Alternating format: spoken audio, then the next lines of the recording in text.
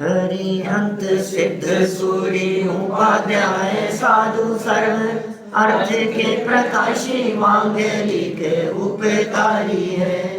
तिनको स्वरूप जाने रागते वही जो भक्ति काहे को नवाई स्तुति को उचारी है। धन्य धन्य तिन रीते काज सब आज भरे कर जोड़ बार बार वंदना हमारी है। मंगल कल्याण सुख ऐसो हम चाहत हैं। ओ मेरी ऐसी दशा जैसी तुम धारी है। ओ मेरी ऐसी दशा जैसी तुम धारी है। ओ मेरी ऐसी दशा जैसी तुम धारी है। क्षत्र चूड़ामणि नामक यह ग्रंथ अंतिम अध्याय के संदर्भ में चर्चा चल रही थी। जीवंदर कुमार को वैराग्य उत्पन्न होने जैसी स्थिति यहाँ सामने प्रदर्शित हुई। घटना कुछ इस प्रकार की चल रही थी कि जीवंदर कुमार 30 वर्षों तक राजमहल में राजपाट के साथ रहने के उपरांत अपनी रानियों के साथ में जल क्रीड़ा करते हुए जब किसी एक उद्यान में पहुँचे तो वहाँ बंदरों को देखकर, बंदर बंदरियों को देखकर और उनकी क्रियाओं को देखकर आपस में नाराज होना, फिर उन्हें मनाने की चेष्टा और फिर एक वृक्ष से कटहल का फल उन्हें प्रदान करना और इतने में वनमाली द्वारा वो कटहल का फल छीन लिया जाना। ये सारी घटना को जब जीवंदर कुमार ने वहाँ देखा तो देखते ही उन्हें वैराग्य उत्पन्न हो गया। और वो जो वैराग्य के क्षण थे उन क्षणों को यहाँ बतला रहे हैं। पेज नंबर है 522, 27 नंबर का यह श्लोक है। जीवंदर कुमार को वैराग्य उत्पन्न होना, यहाँ से चर्चा कुछ आगे बढ़ेगी।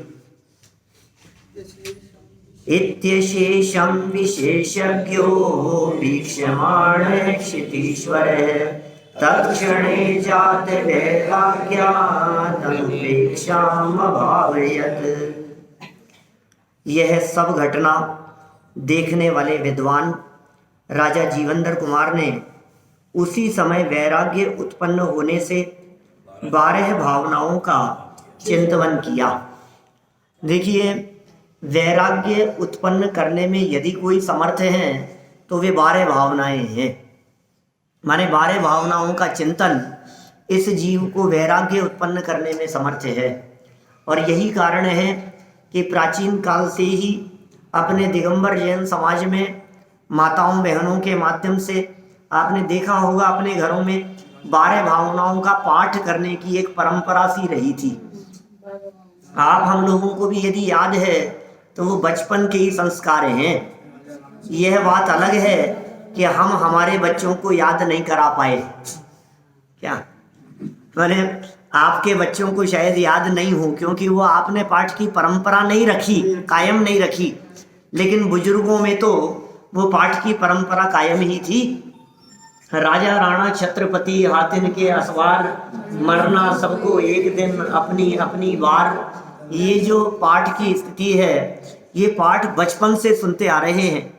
आखिर इस पाठ का प्रयोजन क्या था, इस पाठ में कहा क्या गया है और उनका जो मूल प्रतिपाद्य था, उन सब की चर्चा ये वादीप सिंह सूरी आचार्य देव यहाँ जीवंदर कुमार के माध्यम से एक बार बतलाना चाहते हैं। ये सब प्राचीन 12 भावनाएं हैं जिनकी चर्चा यहाँ मिल रही है।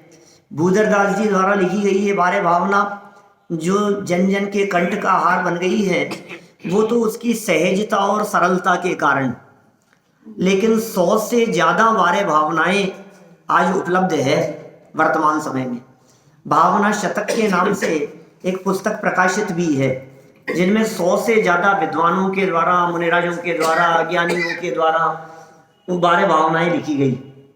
आखिर ये 12 भावनाएं होती किस लिए है, इन 12 भावनाओं का बेस क्या है, आधार क्या है। देखिए, आचार्यों ने जब वैराग्य संबंधी प्रकरण लिखे तो 12 भावनाओं को लिखा।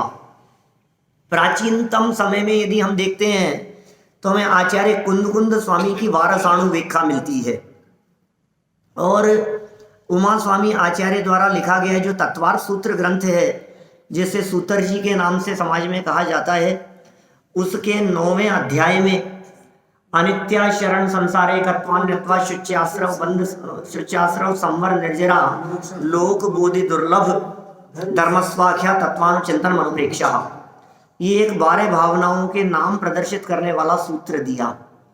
जब इनकी व्याख्याएं आचार्यों ने की तो ऐसी व्याख्याएं की कि वैराग्य को उत्पन्न करने वाली हैं ये 12 भावनाएं। इन 12 भावनाओं के चिंतन से वैराग्य उत्पन्न होता है। संसार शरीर भोगों से विरक्ति उत्पन्न होती है, लेकिन चिंतन से, बोलने से नहीं। मुंह से तो बोल दिया लेकिन भाव नहीं समझा तो फिर वो वैराग्य उत्पन्न करने में समर्थ नहीं हो पाएंगे। ये जीवंदर कुमार चिंतन क्या कर रहे हैं, ये जीवंदर कुमार क्या सोच रहे हैं, ये बातें यहाँ इसके माध्यम से बतलाई जा रही है। देखिए, उक्त घटना को देखकर विवेकशील एवं विलक्षण बुद्धि के धनी राजा जीवंदर कुमार को वैराग्य उत्पन्न हुआ और वे 12 भावनाओं का चिंतन करने लगे। ये तो सीधा सीधा वाक्य दे दिया, अभी कुछ वर्णन तो दिया नहीं अभी इन्होंने यहाँ। तो क्या विचार करने लगे, क्या चिंतन करने लगे, और क्या घटना को देख करके उनको कैसा लगा, कैसा फील हुआ। देखिए, इसी बात को कुछ और आगे बढ़ाते हैं। 28 नंबर का श्लोक है 523 नंबर पेज पर। वनपाल को देखकर राजा जीवनधर का विचार। मध्यते वनपालोऽयं काष्ठांगारायते हरिः राज्य फलायते तस्मान्मैव तत्याज्यमेव तत्। यह वनपाल मेरे समान है। देखो, विचारों की बात है।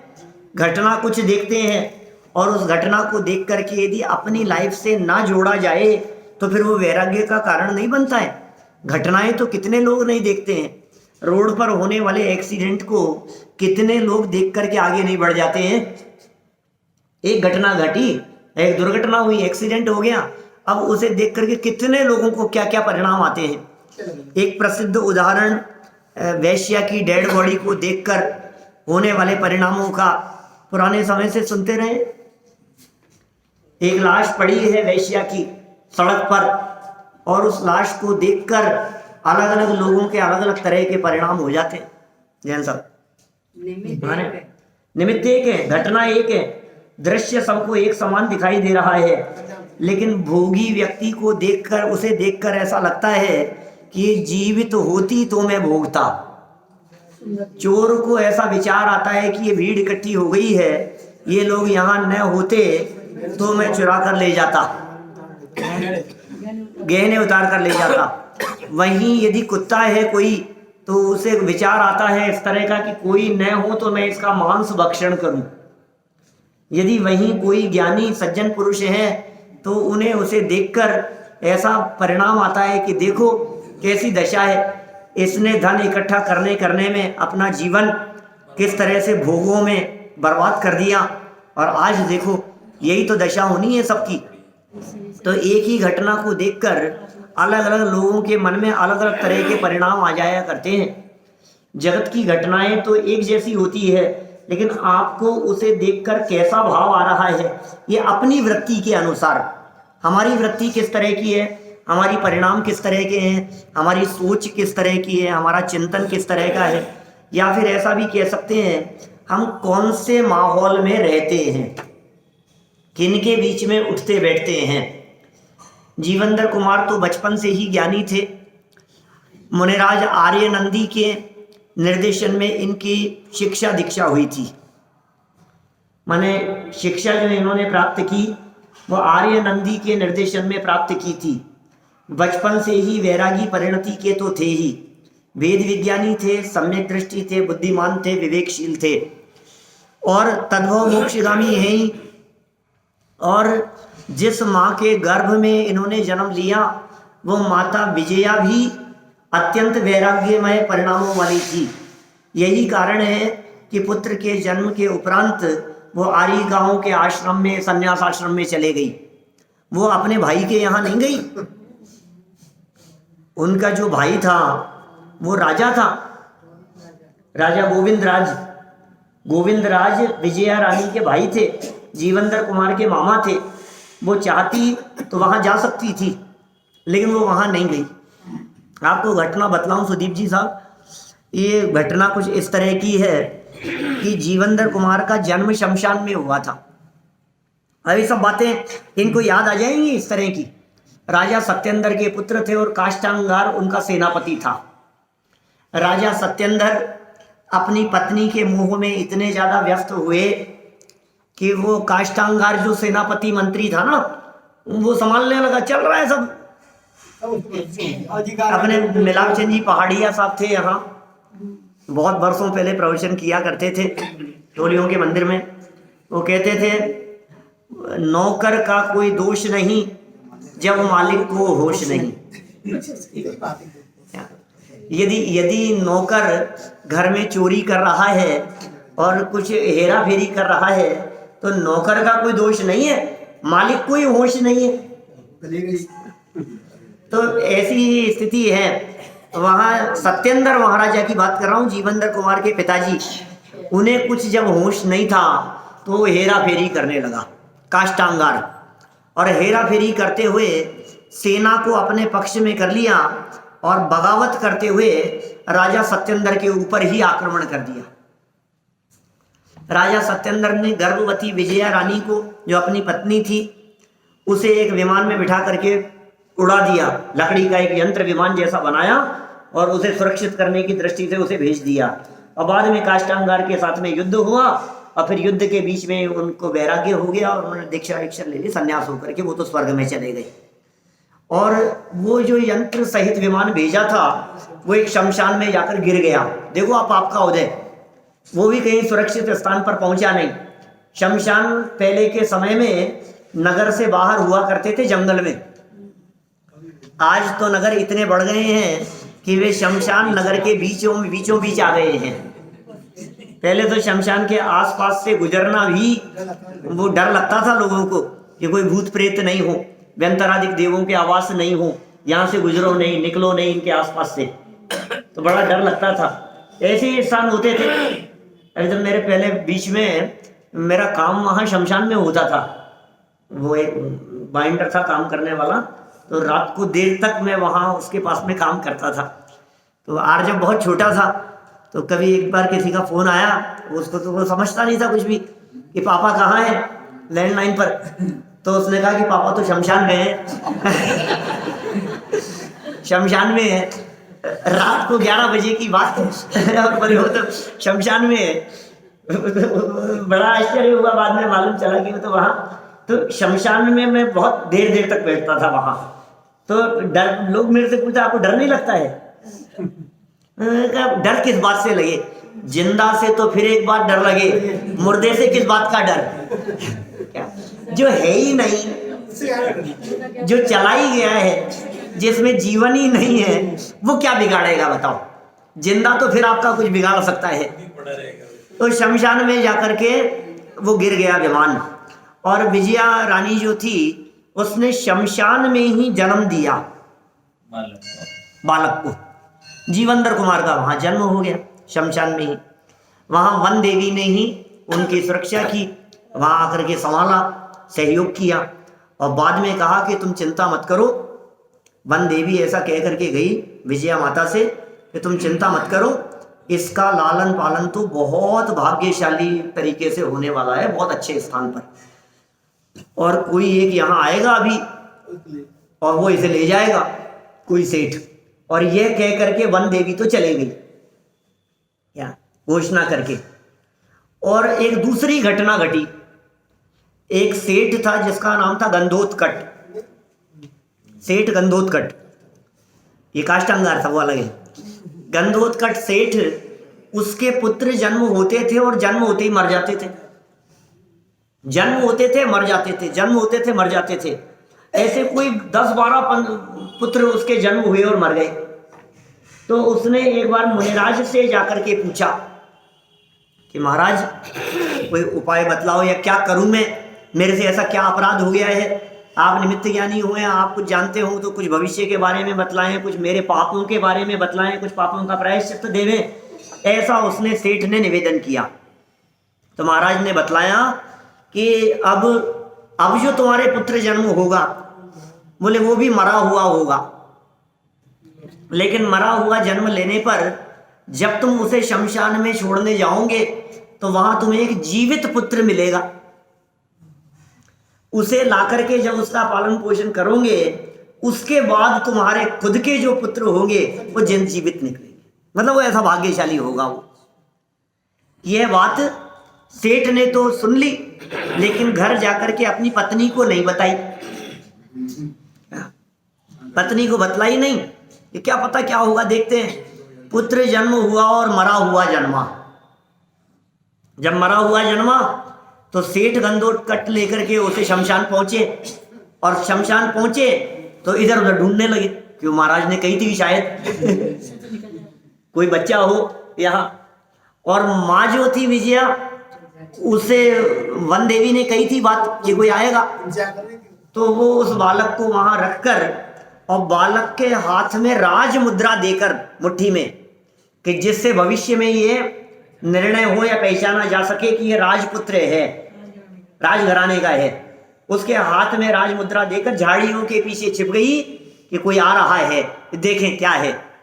वो तो छिप गई। अब क्या हुआ, पीछे से जब वो सेठ आए और मरा हुआ देखा, मरा हुआ था और जिंदा पुत्र मिल गया, तो मरे हुए को तो छोड़ा शमशान में और जिंदा को लेकर के चले गए। राज मुद्रा हाथ में देखी तो सेठ ने उस मुद्रा को देख करके पहचान लिया कि ये कोई राजघराने का बेटा है। और खबर तो मिली गई थी कि महाराजा सत्येंद्र जो हैं उनको मार दिया गया, उसी राज्य में रहते थे, और जो काष्टांगार है वो राजा बन गया है। तो इनको पता लग गया। मुद्रा को इन्होंने छिपाया, घर जाकर के पत्नी से बहाना बनाकर कहा कि क्या पुराने जितने पुत्र मरे थे तो इसको भी मरा हुआ समझ लिया, ये तो जिंदा है क्या। क्योंकि वे जानते थे कि यदि मैंने ये कहा कि ये किसी और का पुत्र है तो शायद वो वात्सल्य नहीं होगा जो वात्सल्य होना चाहिए। तो ये बात कही और वहां जाकर के माँ उसको दे दिया कि भाई मेरे से ही धोखा हो गया। हर बार वो दिमाग ही ऐसा हो गया कि मरे मरे होते हैं, हो गया था ना, तो भाई मरा ही होगा, मेरी गलतफहमी रह गई। और ये भी तत्काल जन्मा हुआ ही था, तो लालन पालन बहुत अच्छे से हुआ। फिर एक मुनिराज की ये घटना बीच में बतलाई, जिन मुनिराज को भस्मक रोग हो गया था, आर्यनंदी मुनिराज थे, और वे मुनिराज भस्मक रोग हो गया। उन्होंने दीक्षा का छेदन किया और गृहस्थ रूप लेकर उपचार कराने के लिए इधर उधर वे विचरण करने लगे। तो एक बार बालक जीवंदर कुमार के हाथ से एक ग्रास भोजन करने पर इनका वो रोग दूर हो गया मुनिराज का। आर्यनंदी नाम था मुनिराज का। तो आर्यनंदी मुनिराज पहचान गए, निमित्त ज्ञानी थे, तो उन्होंने कहा कि मुझे प्रत्युपकार चुकाना चाहिए, इसकी वजह से मेरा रोग दूर हुआ है, मैं पुनः दीक्षा तो लूंगा लेकिन पहले इसको शिक्षा प्रदान करूंगा। तो आर्यनंदी ने जीवंदर कुमार को शिक्षा प्रदान की। फिर जीवंदर कुमार को शिक्षा देने के बाद जब वे युवा जैसे हो गए, 2-5 साल उनको पढ़ाया, तो उनको अंत समय में फिर वो एक पूरी बात भी बतला दी कि तुम इस नगर के राजा के बेटे हो, और ऐसे ऐसे पूरी घटना, ऐसे मुनिराज के निमित्त से ऐसा हो, खुद की घटना को पूरा बतला करके। क्योंकि उस समय तो एक ग्लास लेने से लेकर के वो चले गए थे, बच्चे को भी पता नहीं था, सब घटना घट गई थी ऐसी। बाद में उन्होंने आर्यनंदी ने पढ़ाया और पढ़ा करके पूरी घटना बतलाई। घटना बतलाने के बाद जीवंदर कुमार चूंकि 16-17 वर्ष के हो गए थे, तो इनको बड़ा क्रोध आया और इन्होंने कहा कि ठीक है, मैं अभी जा करके अपने राज्य की बात करता हूं। ये सारा विचार आया। तो आर्यनंदी ने कहा कि नहीं, अभी समय नहीं है, तुम प्रतिज्ञा लो कि योग्य समय का इंतजार करोगे और पर्याप्त समय बिताने के बाद 1-2 साल बाद ही किसी तरह का कोई कदम उठाओगे। तो फिर वो किसी को बतलाया नहीं। अब देखो, जीवंदर कुमार को पता लग गया, सेठ गंदोत्कट को पता लग गया, दो को पता था। और आर्य नंदी तो दीक्षा लेकर के वो तो चले ही गए। ये वहां रहने लगे। फिर कई घटनाएं बीच में घटती रही, जीवंदर कुमार का विवाह आदि होता रहा। उसी नगर में रहते थे और घटनाएं कई, काष्टांगार जो राजा था उससे भी आमना सामना हुआ। तो काष्टांगार किसी बात पर इनसे नाराज हो गया और एक बार बुला लिया अपने राज दरबार में और इसे मृत्यु दंड देने का आदेश दिया। उससे पहले एक घटना घट गई थी जिसमें ये कहा था नहीं कि वो कुत्ते को नमोकार मंत्र सुनाया है इन्होंने, मरते हुए कुत्ते को, मरणासन्न कुत्ते को नमोकार मंत्र सुनाया और वो मर करके देव बन गया, यक्ष हो गया। उस यक्ष ने तुरंत प्रकट होकर के आया और आकर के जीवंदर कुमार को 3 वरदान दिए उस यक्ष ने।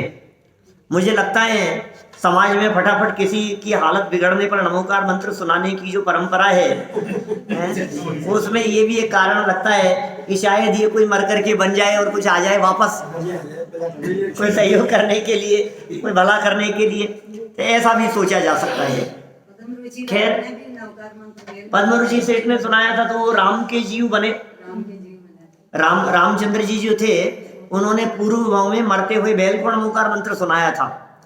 खैर, वो यक्ष ने आकर के 3 वरदान दिए, बोले जैसे ही स्मरण करोगे मैं आ जाऊंगा, कोई तुम ये मंत्र बोलोगे और ये जहर उतर जाएगा। तुम ये संगीत विद्या के अंदर उनको मंत्र, वीणा बजाने के लिए, तो ऐसे 2-3 उनको मंत्र दिए या वरदान दिए, समझ लो आप। वरदान तो क्या कहें, मंत्र ही मानो आप। तभी जब काष्टांगार ने किसी मामले में नाराज होकर इन्हें मारने का प्रयत्न किया बंदी बनाकर, तो इनको तुरंत यक्ष का स्मरण आ गया और यक्ष बचाने के लिए आ गया और इनको उठा करके ले गया।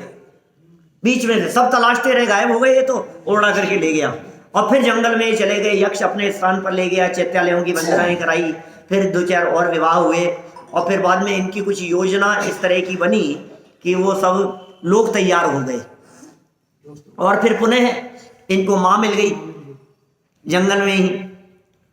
कोई दोस्त उधर से विचरण करते हुए आ रहे थे, ऐसे तलाशते हुए, और वृद्ध माँ को आर्यिका के वेश में, जिस वेश में देखा वहां, आर्यिका के वेश में तो नहीं थी लेकिन एक सन्यासी के रूप में आर्यिका तो अभी बनी।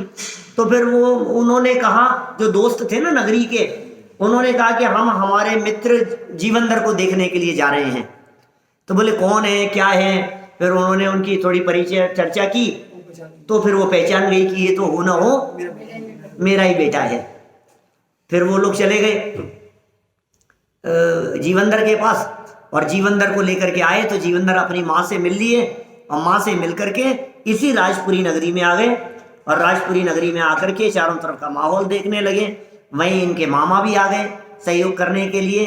फिर मामा ने एक स्वयंवर की रचना रची जिसमें अपनी पुत्री के विवाह की बात करी और फिर काष्टांगार को बुलाया। देश देशांतरों से राजा लोग आ गए और वहां आकर के और एक जो योजना बनाई थी उसमें जीवंदर कुमार सफल हो गए और मामा ने घोषणा कर दी कि और कोई नहीं है, महाराजा सत्येंद्र के पुत्र हैं। काष्टांगार को मार दिया गया, जीवंदर कुमार को राज्य मिल गया और जीवंदर कुमार राजा बनने के बाद 30 वर्षों तक राजपाट के सुखों को भोगते रहे। और इनकी जो दोनों माताएं थी, एक माता विजया जो जन्म देने वाली थी और एक पालन पोषण करने वाली माता सुनंदा, दोनों को ही वैराग्य हुआ और उन्होंने पद्मा नाम की आर्यिका के पास जाकर के दीक्षा ले ली। ये राजपाट संभालते रहे पीछे से। अब इन्होंने अचानक आज 30 वर्षों बाद एक ऐसी घटना को देखी और इस घटना को देखकर इन्हें पूर्व की कुछ बातें याद आने लगी और इनके हृदय में वैराग्य भाव जागृत हो गया। ये मतलब समझ लो आप कितने साल से, 1.5 साल हो गया ग्रंथ चलते हुए। मैंने 1.5 साल की पूरा घटना चक्र ये आपको सुना दिया शॉर्ट में। बीच में बहुत सारी नीतियां, ये ग्रंथ एक ऐसा ग्रंथ है जो ग्रंथ नीतियों के लिए प्रसिद्ध है। गजब की नीतियां हैं, ऐसी गजब की नीतियां हैं। जीवन यापन कैसा होना चाहिए, एक गृहस्थ का जीवन कैसा होना चाहिए, ज्ञानी कौन होता है, सदाचारी कौन होता है, विद्वान कौन होता है, मित्रता किससे की जानी चाहिए, शत्रु का लक्षण किस तरह का है, किस तरह से पहचाने, और न मालूम अनगिनती तरह की बातें जो एक शिक्षाप्रद बातें हैं, उन सब का वर्णन माने वादीप सिंह आचार्य बीच बीच में हमारे को वो सब शिक्षाएं प्रदान करते रहे, शिक्षाएं देते रहे। कहीं ना कहीं कहानी कम बतलाते हैं, शिक्षाएं ज्यादा देते हैं, ये सब कथा चलती रही। अब देखो आप इस घटना को देखकर जीवंदर कुमार को क्या विचार आया, वो बात हम यहाँ पढ़ रहे हैं। 28 नंबर श्लोक अभी हमने पढ़ा, और इस श्लोक का अन्वयार्थ देखिए संस्कृत छोड़कर। यह वनपाल मेरे समान है, तो अब देखो उससे तुलना कर रहे हैं, वनपाल को देख करके अपने को देख रहे हैं। वानर काष्ठांगार के समान है बंदर, और राज्य पनस फल के समान है, कटहल के समान है, इसलिए यह राज्य मेरे द्वारा ही छोड़ने ही योग्य है, मेरे ही द्वारा छोड़ने योग्य है। देखो कैसा रूपक बना लिया उन्होंने, क्योंकि बंदर ने एक कटहल का वृक्ष छीनकर या वृक्ष से तोड़कर फल, कटहल का फल वो बंदरी को प्रदान किया, तो और उस बंदरी के हाथ से वनपाल ने छीन लिया। था तो वनपाल का, क्योंकि वो जंगल का, उद्यान का रक्षक था ना, वो तो फल तो उसी का था, वो वहां का मालिक था। लेकिन बंदर ने चूंकि ले लिया था, तो उससे पुनः वनपाल ने उसे छीन लिया, और ये जो फल है, इस फल को राज्य की उपमा दी, और बंदर जो था वो काष्ठांगार, राज्य तो मेरा ही था, लेकिन काष्ठांगार ने छीन लिया था, तो उसे मैंने वापस प्राप्त कर लिया। बोलो, लेकिन भाई धिक्कार है इन सब अवस्थाओं को। क्या ये क्या जगत में, संसार में छीना झपटी मची रहती है। कभी कोई मालिक बन जाता है, कभी कोई और मालिक बन जाता है, मालिक बदलते चले जाते हैं, और वस्तु, जमीन, जायदाद, मकान, प्रॉपर्टी, ये सब जहाँ की तहाँ पड़ी रहती है। फिर कोई नया व्यक्ति आता है और वो मालिक बन करके कहता है कि ये तो मेरा है, मैं इसका मालिक हूँ। फिर वो चला जाता है, फिर कोई नया आता है और वो कहता है कि मैं इसका मालिक हूँ, ये सब तो मेरा है। सब अपना अपना कहते हुए चले जाते हैं, लेकिन यह धन किसी का होता नहीं है। धन धरा का है, धरा पर ही धरा रह जाएगा, और मुट्ठी बांध कर आया था और कर पसारे जाएगा, हाथ पसारे जाएगा।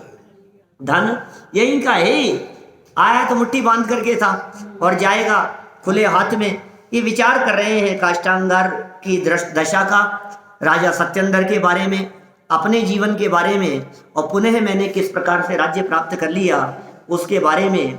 भाई सार्थकता तो इसी में है, ये राज्य मुझे से छीन लिया जावे उससे पहले मैं राज्य को छोड़ दूं। देखिए ज्ञानी विद्वानों ने शास्त्रों में इस प्रकार के उल्लेख किए हैं कि भाई सुन, या तो तू सीधे सीधे घर छोड़ करके निकल जा, दीक्षा ले ले, नहीं तो फिर तुझे आड़ा करके निकाला जाएगा। क्या माने, यदि तू सीधे सीधे इसको छोड़ देवे, दीक्षा ले लेवे, वैराग्य परिणाम लेकर के, तब तो उचित ही है, अपने इस जीवन को सफल सार्थक करेगा। और यदि नहीं करेगा तो फिर चार लोग मिलकर तुझे आड़ा करके निकालेंगे, और सब मिलकर के तुझे वहां ले जा करके छोड़ आएंगे जंगल में, घर से दूर। हाँ, माचिस लगा देगा। तो खैर, इन सब बातों के बारे में जीवंदर कुमार विचार कर रहे हैं कि कोई दूसरा हमें छोड़े उससे पहले हम इसे छोड़ देवें। ये जगत के संयोग हमसे छूटे उससे पहले हम ही इन्हें त्याग कर देवें। आप जानते हैं सन्यास किसे कहते हैं? आप जानते हैं समाधि मरण क्या होता है? एक समाधि मरण के ऊपर एक विशेष संगोष्ठी का आयोजन था अपने जवाहर नगर मंदिर में। विमल सागर जी महाराज के समाधि के प्रसंग पर रखा था स्यादवादमती माता जी ने, तो उसमें बुलाया था मुझे भी मुख्य वक्ता के रूप में। तो समाधि मरण के संदर्भ, उसके बाद में तो बहुत चिंतन किया। तो वहाँ मैंने बात कही कि बड़ा आश्चर्य हुआ। माता जी शाश्वतमती माता जी थी और उनके संग के थे सब, अपने इनके सेठी जी वगैरह और भी सारे बहुत सारे लोग थे। तो इतना आश्चर्य, मैंने कहा कि समाधि किसका नाम? देह छूटने के पहले देह के प्रति अपनापन छूट जावे, देह न छूटे और देह के प्रति अपनापन छूट जावे, फिर होने वाले मरण का नाम है समाधि मरण। और अपनापन तो न छूटे और देह छूटे, इसका नाम है मरण। मरण और समाधि मरण में क्या फर्क है? फिर उसके बाद में तो इस विषय के ऊपर खूब अध्ययन किए। फिर तो अपन ने यहाँ समाधि मरण के ऊपर चलाया भी था प्रसंग। 17 प्रवचन है उस पे, 17-18 प्रवचन है गुमानी राम जी वाला। कल गुमानी राम जी पर चर्चा की थी अपन ने विस्तार से, गुमानी राम जी के मंदिर में ही कल प्रसंग चला था। फिर ये हाईकोर्ट, राजस्थान हाईकोर्ट का जब प्रकरण चला तो हमने वकील साहब के साथ में बैठकर, आपके दौसा के वकील साहब सुधीर जी हो चाहे हेमंत जी सोगानी हो, उनके साथ में बैठकर हमने पूरी उसकी योजना तैयार की और पूरा ग्रंथों को पढ़ करके, 2 ही विद्वान थे उसमें, एक मैं था और एक आनंद जी थे विद्यापीठ से, हमने मिलकर के पूरी योजना तैयार की समाधि मरण के संदर्भ में। तो समाधि किसका नाम बोलो? तो समाधि किसे कहे हम? कि भाई अपनापन टूटे पहले तेरा, ये पहला काम है। देह के प्रति अपनापन टूटे, संयोगों के प्रति, परिवार के प्रति, धन दौलत वैभव के प्रति, उनके प्रति अपनापन अंदर में टूटा। अब उसके बाद जब भी जैसा परिस्थिति के अंदर जो मरण होगा, उसकी जो प्रक्रिया भगवती आराधना आदि ग्रंथों के अंदर जिस तरह से विस्तार से वर्णन करके बतलाई है, वो विधि पूर्वक मरण के लिए नहीं, मरण की इच्छा हो तो उसका नाम समाधि मरण नहीं है, और जीने की इच्छा हो तो उसका नाम भी समाधि मरण नहीं है। बोलो, जीने की हो न वांछा, मरने की हो न इच्छा, परिवार मित्र जन से मैं मोह को हटाऊं। ये वो स्तुति है, दिन रात मेरे स्वामी मैं भावना ये भाव, उसकी पंक्तियां हैं। जीने की हो न इच्छा और मरने की हो न इच्छा, जीने की भी इच्छा नहीं और मरने की भी वांछा नहीं। बोलो ये कैसी कैसी स्थिति होगी? मेरी भावना में बोलते हैं रोजाना, किसका ध्यान जाता है? कौन ध्यान देता है पंक्तियों की तरफ? पाठ कर जाते हैं, समूह रूप से सब बोल जाते हैं, लाखों वर्षों तक जीऊं या मृत्यु आज ही आ जावे। तैयार हैं आप इसके लिए? मृत्यु आज ही आ जाए, आप इसके लिए तैयार हैं? आपने कमर कस रखी है? कहीं नहीं नहीं नहीं, अभी तो इतने सारे काम बाकी है, अभी तो ये सब व्यवस्थाएं बाकी है। क्यों सुदीप जी साहब? अभी तो माइनॉरिटी की व्यवस्थाएं सारी सब देखनी है, कुछ काम हो जाए, मंदिर की व्यवस्थाएं हैं, यहाँ की व्यवस्थाएं हैं, समाज के काम है, क्या क्या लगता है साहब? अरे नहीं नहीं अभी आ जाए, अभी एक बार सूचना तो दे दूं घर पे, मैं यहाँ आया हुआ। अभी तैयार है क्या आप इसके लिए? इसका नाम समाधि की तैयारी है। हमें कोई दिक्कत नहीं है, मैं हजारों लाखों वर्षों तक जीऊं तो भी मुझे कोई प्रसन्नता नहीं है, और यदि मैं मर जाऊं अभी ही तो मुझे किसी तरह की कोई खेद खिन्नता नहीं है। इस तरह के परिणामों का नाम समाधि मरण है। ये समाधि की भावना, समाधि की तैयारी, ये वैराग्य में परिणाम। और सच में जगत के स्वरूप को यदि आप देखेंगे तो वैराग्य हुए बिना नहीं रहेगा। उमा स्वामी आचार्य तत्वार सूत्र में कहते हैं, वे कहते हैं जगत काय स्वभाव व संवेग वैराग्यार्थम। 7वें अध्याय का सूत्र है तत्वार सूत्र का। जगत काय स्वभाव व संवेग वैराग्यार्थम। जगत का स्वरूप और शरीर का स्वरूप अभी सब दिखाने वाले हैं आगे क्रम से चलते हुए, क्योंकि ये नीचे दिख रहा है ना अनित्य अनुप्रेक्षा। ये 12 भावनाओं की चर्चा प्रारंभ करेंगे नीचे आगे चल करके। तो 12 भावनाओं की चर्चा में यही तो सब बतलाएंगे। देखो जगत का स्वरूप, देखो शरीर का स्वरूप। आपको जगत के जीवों का स्वरूप देखकर, ये जगत की क्षणभंगुरताओं को देख करके वैराग्य उत्पन्न ना हो, ये तो आपके हृदय की कठोरता ही समझना चाहिए। हृदय हमारे इतने कठोर हो गए हैं कि हम इन बातों को सुन सुन करके भी चिकने घड़े जैसे हो गए हैं। एक न कान करे जी, ऐसी जनवाणी स्तुति की लाइन है ना। हाँ, कुछ ऐसा देखो आप, ये अग्निकांड में इतने मर गए, वहाँ इतने मर गए, वहाँ बाढ़ आ गई, वहाँ भूकंप आ गया। रोज घटनाएं देखते हैं, घर में देखते हैं, परिवार में देखते हैं, मिलने वालों में देखते हैं, रिश्तेदारों में देखते हैं, सगे पिता पुत्र भाई बच्चों को अपने देख रहे हैं, मर रहे हैं। आज ये हालत, अरे कुछ नहीं था, 22 साल का कैंसर बतला दिया, बोलो अब अभी क्या किया इसने। इनका तो शुद्ध सात्विक जीवन था, अब इनके कैसे हो गया। एक तो पूर्वकृत कर्म का उदय और वर्तमान में जो मिलावट का जो खान पान है वो सब, ये सब इसी के हाल है। तो देख देख करके वैराग्य नहीं आता। ये देख रहे हैं जीवंदर कुमार, देखो घटना कैसी बन जाती है। एक छोटी सी घटना, जंगल में खड़े खड़े बंदर को देखकर और वनपाल को देखकर इतनी सी घटना को देखा और वैराग्य का माहौल उनके दिलो दिमाग में छा गया। मैं नहीं कहता हूं ऐसी बात, बादलों के विघटन होते हुए देख करके, इंद्रधनुष को देख करके, बिजली की चमक को देख करके, जैसा दौलत राम जी ने छेड़ाला में लिखा, सुर धनु चपला चपलाई बिजली की चमक के समान। ये सब इतना क्षणिक दिखाई दे रहा है, कुछ भी नहीं था, एकदम दाढ़ में दर्द शुरू हो गया। ये अपने आप को देखो ना क्या हुआ। अचानक कान में आवाज आना शुरू हो गया, अचानक कुछ भी नहीं, ये घुटना कट कट बोलने लग गया, मेरे से उठा ही नहीं जा रहा है। ये क्या हुआ? ये आपको क्षणिकता नहीं दिख रही? हाँ, ये सब क्षणिकताओं की जो चर्चाएं हैं, ये सब बातें तो अपन विस्तार से नीचे वाले श्लोक से करेंगे कल। लेकिन अभी देखो आप कितनी मार्मिक बात कह रहे हैं जीवंदर कुमार। सरल अर्थ देखो, राजा जीवंदर कुमार विचार करते हैं। क्या विचार कर रहे हैं? कि यह वनपाल तो मेरे समान है, बंदर काष्ठांगार के स्थान पर है, जिसने छीन लिया था, किसी दूसरे की संपत्ति को जबरन छीन लिया है, और राज्य ये कटहल के फल के समान है। अतः इस राज्य का मुझे ही त्याग करना चाहिए। मैं स्वयं ही यदि इस राज्य का त्याग कर दूं तो इससे उत्तम तो और कोई बात हो ही नहीं सकती है। देखो भाई, बच्चे तुम्हारे को चाकू दिखाकर, चाकू तो नहीं दिखाएंगे, इतने तो संस्कारी होंगे, लेकिन धमकी देकर तुमसे तुम्हारी संपत्ति छीनने की बात कहे कि मैं ही अधिकारी हूं, इतना तो मैं लूंगा ही, उससे पहले ही तुम वो बिल तैयार कर दो। क्या बाद में तुम्हारे अंतिम समय में झगड़ते रहे या तुम्हें चिंता होती रहे या कौन संभाले क्या संभाले, ये तुम्हारी जिम्मेदारी है पहले से ही कि भाई ये तो तुम्हें संभालना है, ये इतना इसके लिए और ये किसके लिए करना है, ये बताओ मुझे। आजकल तो बच्चे एक होते हैं, तब क्या बच्चे एक होते, कितने बच्ची भी तो है आपके, एक ही तो बच्चा होता है।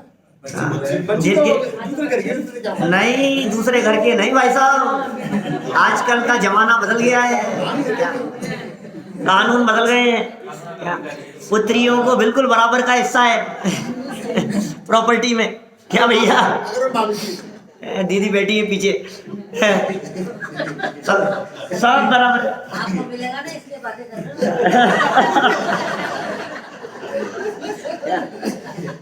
बहुत मामला बड़ा, ये जो कानून है ना आज के समय में, ये बड़ा खतरनाक है। तो ये तो वैराग्य के बारे में विचार और चिंतन कर रहे हैं जीवंदर कुमार। क्या विचार कर रहे हैं? देखो विशेषार्थ में लिखी है कुछ और बातें। राजा जीवंदर कुमार विचार मग्न है घटना देखने के बाद, और सच में लाइनों को पढ़ने से फर्क नहीं पड़ता, घटना देखने से फर्क नहीं पड़ता, किताब पढ़ने से फर्क नहीं पड़ता, आप विचार कितना कर रहे हैं। श्रीमद राजचंद्र जी साहब की पंक्तियां हैं, कर विचार तो पाम, विचार करेगा तो प्राप्त करेगा। पुराने कवि हैं हिंदी साहित्य में बहुत, उनने इस तरह की पंक्तियां लिखी, बिना विचारे जो करे सो पीछे पछताए, काम बिगाड़े आपनो जग में होत हंसाए। किसकी? वृंद कवि की है, मास्टर साहब पढ़ाते होंगे, हेडमास्टर साहब ने। तो देखो आप, बिना विचारे सारे काम, बिना विचार किए हुए, पाठ कर रहा है तो बिना विचार किए हुए, पूजन कर रहा है तो बिना विचार किए हुए, भक्ति कर रहा है तो बिना विचार किए हुए।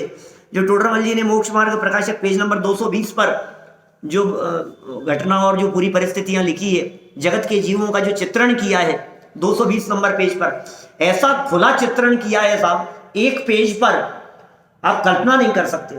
भक्ति करने वाले, पूजन करने वाले, व्रत करने वाले, उपवास करने वाले, तीर्थ वंदना करने वाले, दान देने वाले, शास्त्र स्वाध्याय करने वाले, दर्शन करने वाले, एक एक व्यक्ति की जो अंतरंग परिणति का जो चित्रण किया है, मुख से पाठादि बोलता है भगवान के दर्शन करते समय, दृष्टि घूमती रहती है और मन को फिराता नहीं। क्या कौन आ रहा है, कौन जा रहा है, कौन क्या कर रहा है, भगवान सामने विराजमान है और निगाह दूसरों की तरफ जा रही है। अर्घ भगवान को सामने चढ़ाना है और पास में आए हुए व्यक्ति के हाथ में, लो साहब तुम भी चढ़ा लो। क्या मैंने ऐसे ऐसे चित्रण किए। दान देता है तो अब जिस प्रकार अपनी यश प्रतिष्ठा हो, मान सम्मान हो, उस तरह से दान देता है। शास्त्र पढ़ने वालों तक की खिंचाई की है उन्होंने। शास्त्र पढ़ता है तो पद्धति से पढ़ जाता है, शास्त्र का जो भाव है, उसका जो मर्म है, उसे अपने अंतरंग में अवधारण नहीं करता, क्या फल मिलेगा बताओ मेरे को? करता तो भी सुना देता। माने क्रिया की तुलना में भावों का विशेष फल का है। सारा जनागम भरा पड़ा है इन सब बातों से। कल्याण मंदिर स्तोत्र में आचार्य देव कहते हैं, यस्मात् क्रिया प्रतिफलंती न भाव शून्य। भाव से शून्य कोई भी क्रिया फल प्रदान करने वाली नहीं होती है। तुम भावों को संभालो, तुम्हारे भाव कहाँ है। क्रिया तो सारे जगत को दिखाने के लिए भी होती है। 237 नंबर पेज पर कहते हैं टोडरमल जी साहब, वे कहते हैं 238 नंबर पेज पर, बाह्य क्रिया पर तो दृष्टि है और परिणाम सुधरने बिगड़ने का विचार नहीं है। अभिप्राय में जो वासना है उसका तो विचार ही नहीं। भाई सबकी दृष्टि क्रिया क्रिया पर है। अरे साहब इनके जीवन की क्रिया देखो। अरे भाई क्रिया तो देखी है, परिणाम देखो। क्रिया दिखती है ना सर, क्रिया दिखती है लेकिन फल क्रिया की तुलना में अनंत गुना ज्यादा फल परिणामों का लगता है। फल तो परिणामों का लगता है। आपके परिणाम कैसे? क्रिया परिणाम अभिप्राय बराबर। वो उसी 238 नंबर पेज से उठाइए और 238 नंबर पेज मोक्ष मार्ग प्रकाशक में जो लाइनें लिखी है, उन लाइनों को बेस बनाकर पूरी एक पुस्तक लिखी है पंडित अभय कुमार जी ने। देवलाल जी हैं आजकल कहते हैं। देखिए क्या कह रहे हैं, विचार की बात कह रहे हैं। यहाँ राजा जीवंदर कुमार विचार मग्न हैं। वे विचार करते हैं कि ये राज्य पहले मेरे पिताजी राजा सत्येंद्र के पास था, और सच्चाई तो यह है उनके पहले भी उनके पिताजी के पास हुआ, उसके पहले भी होगा। और उनका कपट द्वारा नाश करके राज्य काष्टांगार ने छीन लिया। काष्टांगार ने राज्य छीन लिया। अब मैं बलवान हुआ तो काष्टांगार को मारकर मैंने राज्य पर अधिकार कर लिया। लो, पहले महाराजा सत्येंद्र थे, उनसे उन्होंने छीन लिया, काष्टांगार ने छीन लिया, और जब मैं समर्थ हुआ, बलवान हुआ, तो उससे पुनः मैंने छीन करके अपने अधिकार में ले लिया। मुझसे भी कोई बलवान उत्पन्न हो सकता है और वह मुझसे राज्य छीन सकता है। ओ, ये है जगत का स्वरूप। कोई मुझसे बलवान हो सकता है, कोई इनको छीन सकता है। अतः ऐसे नश्वर राज्य का त्याग करना ही श्रेयस्कर है। ओ भाई देखिए, धन और संपत्ति के संदर्भ में सदासुखदास जी कासलीवाल लिखते हैं। अपने यही जयपुर में काम किया उन्होंने बहुत। सदासुखदास जी कासलीवाल, रत्नकरण श्रावकाचार्य की जिन्होंने टीका लिखी, दर्शनिका लिखी, वे क्या लिखते हैं, धन की तो तीन ही गति है, दान, भोग और नाश। तीन ही गति है। या तो तुम भोग लो, क्या, या फिर दान दे दो, नहीं तो नष्ट तो होना ही है। ये नष्ट हो जाएगा, कुछ कुछ काम नहीं आएगा, ये धरा रह जाएगा। ये कह रहे हैं ये नश्वर है, ये इसका त्याग ही श्रेयस्कर है। कैसे विचार आते हैं देखो, जिनकी भली होनहार होती है उन्हें ही इस प्रकार के विचार आया करते हैं। ये विचार मग्न होकर के विचार कर रहे हैं कि ऐसे नश्वर राज्य का, नश्वर क्यों कह दिया, क्योंकि कभी कोई और कभी कोई, और अपना अपना कहते रहे। हम लोग नहीं कहते हैं अरे साहब ये हमारा ही मकान था, पहले यहाँ रहते थे हम, कि अभी तो इसमें रह रहे हैं, और फिर थोड़ा आगे चलता है कहता है अभी यहाँ शिफ्ट होने का विचार चलता है। भूत वर्तमान भविष्य कहाँ कहाँ इसका अपनापन दौड़ता है, अपना अपना अपना, ये तो मेरा ही है। अरे कौन सा किसका है, हर आदमी अपना कहता है। मैं आपसे पूछता हूँ ये ग्रंथ किसका है बताओ, ये ग्रंथ किसका है?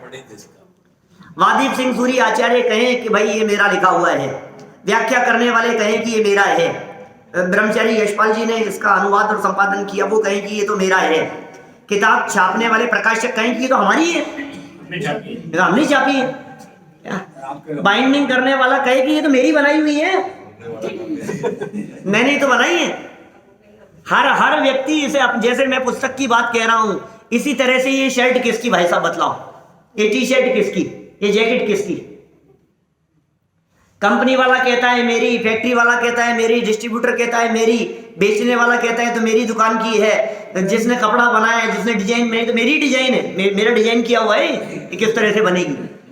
लोग इसे अपना अपना कह करके मर जाते हैं। सारे जगत का स्वरूप ऐसा है, हर वस्तु के संदर्भ में ये बात लागू होती है। ये कह रहे हैं भाई ये वस्तु हमसे छूटे उससे पहले ही त्याग कर देना श्रेयस्कर है। ऐसे वैराग्यमय विचार पुनः पुनः राजा जीवंदर के मन में उत्पन्न हो रहे हैं और इन्हीं वैराग्यमय परिणामों के बीच चलते हुए उन्होंने 12 भावनाओं का, जिन्हें अनुप्रेक्षा कहा जाता है, उनका चिंतन करना प्रारंभ किया। किस प्रकार का चिंतन किया होगा उन्होंने? जीवंदर कुमार का चिंतन तो स्वयं का था और वो चिंतन तो किसी को पता लग भी नहीं सकता है, लेकिन जीवंदर कुमार की मन स्थिति का विचार करते हुए वादीब सिंह सूरी आचार्य देव ने कैसे भावनाएं और चिंतन रहा होगा उसे अनेक श्लोकों में बांटकर यहाँ 12 भावनाओं को प्रस्तुत किया है। इसकी चर्चा अपन कल फिर यहाँ आगे प्रारंभ करेंगे। अभी की बात को हम यहीं